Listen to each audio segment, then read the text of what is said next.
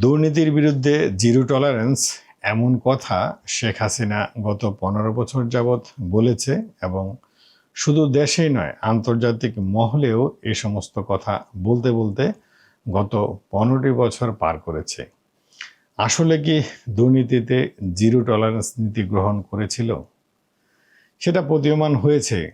সেটা মুখে মুখে যে বলতো, অন্তরে সমস্ত তার নেতাকর্মীদেরকে দুর্নীতি করতে দিত এবং দুর্নীতিতে উৎসাহ দিত, সেই প্রমাণ কিন্তু আমরা নানান সময় পেয়েছি। সেই একই কথা এখন আবার বিএনপির আন্তর্জাতিক বিষয়ক সম্পাদক রুমিন ফারহানা কিছুদিন আগে বলেছে, বিএনপি ক্ষমতায় গেলে তারা নাকি দুর্নীতিতে জিরো টলারেন্স নীতি গ্রহণ করবে এবং দেশ থেকে দুর্নীতিমুক্ত করবে।